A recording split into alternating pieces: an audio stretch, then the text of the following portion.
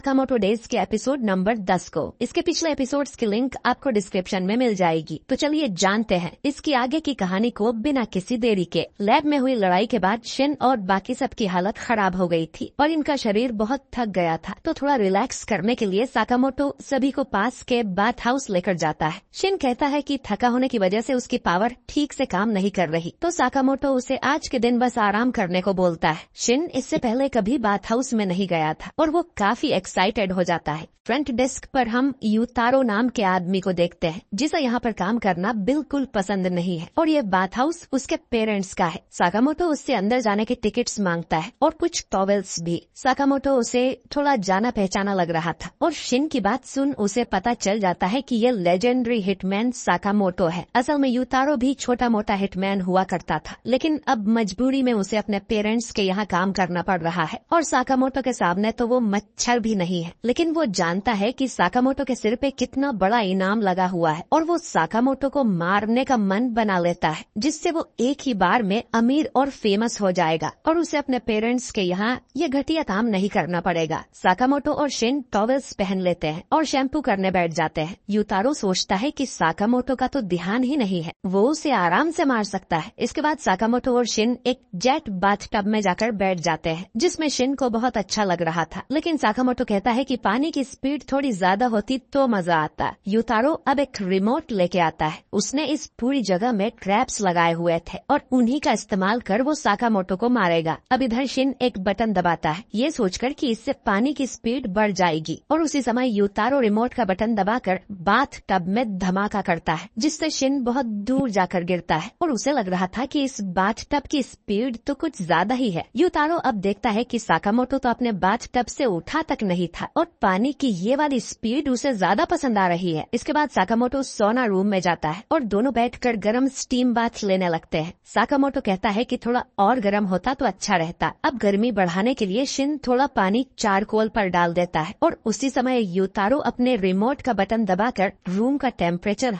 हद से ज्यादा कर देता है, इतना कि रूम में आग ही लग जाती है। ये लोग अब आग की भट्टी में बैठे थे, पर साकामोटो पर तो इसका असर ही नहीं होता और यूतारो सोचने लगता है कि इसकी चमड़ी कितनी मोटी है। वहीं शिन को तो लग रहा था कि वो फिर से हिटमैन ट्रेनिंग कर रहे हैं। इसके बाद साकामोटो शिन को लेकर बाहर आ जाता है, जो कि गर्मी से बेहोश हो गया था। इसके बाद साकामोटो ठंडे पानी में नहाने जाता है, तो यूतारो उस पानी को इतना ठंडा कर देता है कि वो बर्फ बन जाता है, लेकिन इसमें भी साकामोटो को कुछ नहीं होता, बस शिन की बैंड बच जाती है। इसके बाद यूतारो वाटरफॉल का प्रेशर भी बढ़ा देता है, लेकिन वो जितनी भी कोशिश करे साकामोटो को तो कोई फर्क ही नहीं पड़ रहा था, बल्कि उल्टा उसे मजा आ रहा था। इसके बाद ये लोग बाहर आ जाते हैं और शिन की बत्ती गुल हो गई थी। यूतारो समझ गया था कि साकामोटो को लोग लेजेंडरी असैसिन क्यों कहते हैं और वो तो उसे कभी नहीं मार पाएगा। साकामोटो इसके बाद लू के साथ पिंग पोंग खेलने लगता है। यूतारो के पेरेंट्स चाहते थे कि वो उनकी फैमिली बिजनेस को आगे बढ़ाए, लेकिन यूतारो एक हिटमैन बनने घर से चला गया था, पर उसके डैड ने उसे कहा था कि वो इतना स्ट्रांग नहीं है और आखिर में यूतारो को वापस ही आना पड़ा। तभी यहाँ यूतारो के दो पुराने बुलीस आ जाते हैं और उसका मजाक उड़ाने लगते हैं कि तुम तो अमीर बनने बाहर गए थे ना, अब वापस क्या करने आए हो। यूतारो उन पर गुस्सा करता है तो वो उसे पीटने लगते हैं और इसके बाद यूतारो और उसके बाथ हाउस के बारे में काफी बुरा भला भी कहते हैं और यूतारो उनका कुछ नहीं कर पाता। साकामोटो पास में खड़ा ये सब सुन रहा था और वो पिंग पोंग बॉल मारकर एक गुंडे को उड़ा देता है।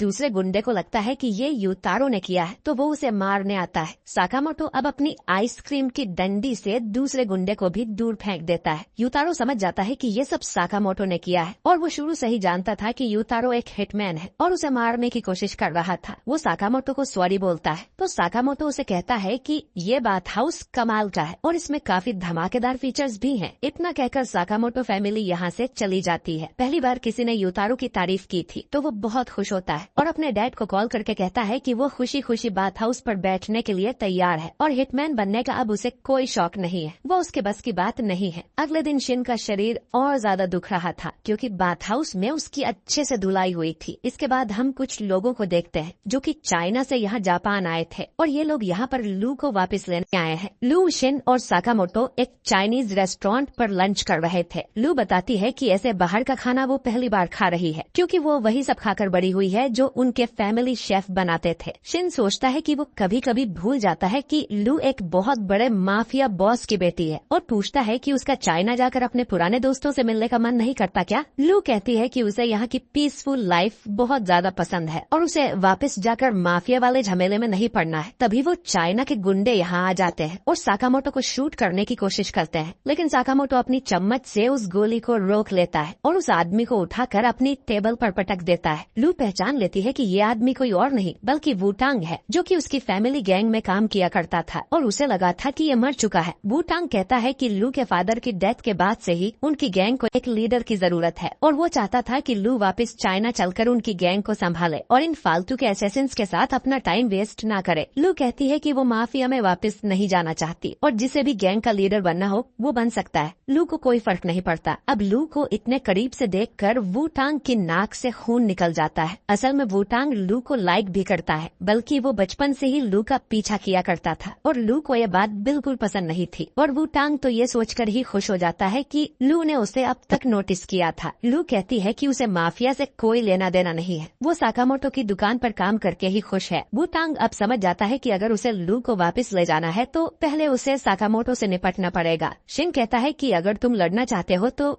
मैं तैयार हूँ। वुटांग कहता है कि मुझे पागल समझाए क्या जो मैं लेजेंडरी असैसिन से लड़ूंगा, वो भी बिना हथियार के। इतना कहकर वुटांग इनसे बहुत दूर हो जाता है। वो अब साकामोटो को एक बैटल के लिए चैलेंज करता है। अगर वुटांग ये बैटल जीत गया तो वो लू को अपने साथ चाइना वापस लेके जाएगा और अगर साकामोटो ये बैटल जीत गया तो वुटांग उसे बता देगा कि साकामोटो के सिर पे इनाम किसने लगवाया था। साकामोटो लू को दाव पर लगाना नहीं चाहता था, इसीलिए वो बैटल के लिए मना कर देता है, लेकिन लू इस शर्त को मान लेती है। शिन कहता है कि वो क्या कर रही है, अगर हम हार गए तो उसे वापस चाइना जाना पड़ेगा। लू कहती है कि उसे पता है, लेकिन वो भी साकामोटो फैमिली की मेंबर है और साकामोटो के लिए वो खुद को दाव पर लगाने के लिए तैयार है। वुटांग अब इन तीनों को लेकर कहीं जाता है और उसने अभी तक इन्हें नहीं बताया था कि उनके बीच कौन सा बैटल होने वाला है। वुटांग कहता है कि जहाँ हम जाने वाला है वहाँ तुम्हारे ये बेकार के कपड़े काम नहीं आएंगे, तो चेंजिंग रूम में जाकर ढंग के कपड़े पहन लो। ये तीनों अब अपने कपड़े बदल कर सूट बूट पहन लेते हैं। इसके बाद वुटांग इन्हें एक अंडरग्राउंड कैसीनो में लेकर जाता है जहाँ पर अंडरवर्ल्ड के कई सारे लोग आए हुए थे और यहाँ पर फिजिकल स्ट्रेंथ होने से कुछ नहीं होता। वुटांग कहता है कि यही उनका बैटल होगा। वो दोनों 30 मिलियन येन से शुरुआत करेंगे और जो भी 2 घंटे के अंदर कैसीनो में सबसे ज्यादा पैसे जीत पाएगा वो इस बैटल का विनर होगा। वुटांग अपने पैसे लेकर खेलने चला जाता है। साकामोटो कहता है कि हमारे पास शिन है तो उसकी माइंड रीड करने वाली पावर से हम आसानी से गेम्स जीत सकते हैं। लू कहती है कि वो सामने वाला प्लेयर्स का माइंड पढ़ सकता है जिससे हमें पता चलेगा कि कौन सी चाल चलनी है, लेकिन शिन कहता है कि उसे कैसीनो या गैम्बलिंग के बारे में कुछ भी नहीं पता है कि इन गेम्स को कैसे खेला जाता है और इनके रूल्स क्या होते हैं। साकामोटो का भी यही हाल था। लू कहती है कि वुटांग इतना अच्छा फाइटर नहीं है, लेकिन वो बहुत ज्यादा स्मार्ट है। लू फैमिली में सिर्फ ताकतवर लोगों को लिया जाता है, लेकिन वुटांग अकेला ऐसा है जो सिर्फ अपने दिमाग की वजह से इतना आगे पहुंचा है। ये लोग देखते हैं कि वुटांग ने ऑलरेडी अपने पैसे ट्रिपल कर लिए थे, उसने सारे पैसे दाव पर लगाए और जीत गया। अब साकामोटो फैमिली इसे कैसे हराएगी। एपिसोड के आखिर में हम सेबा और तनाका को देखते हैं जिनके पास अब कोई जॉब नहीं है। सेबा कहता है कि हमें एक फूड का ठेला खोल लेना चाहिए और दोनों ऐसा ही करते हैं और उसमें कैरेप नाम के मीठे चीले बना के बेचने लगते हैं। एक बार इनकी दुकान पर साकामोटो फैमिली आती है जिन्हें देख सेबा गायब हो जाता है और तनाका अपने मुंह पर आटा डाल लेता है और हवा में उड़ते कैरेप को देख इनकी शॉप बहुत जल्दी वायरल हो जाती है और ये लोग काफी अच्छा धंधा करने लगते हैं। इसी के साथ ये एपिसोड खत्म हो जाता है। तो दोस्तों आपको ये एपिसोड कैसा लगा कमेंट करके जरूर बताइए और वीडियो अच्छा लगा हो तो इसे लाइक और शेयर कीजिए।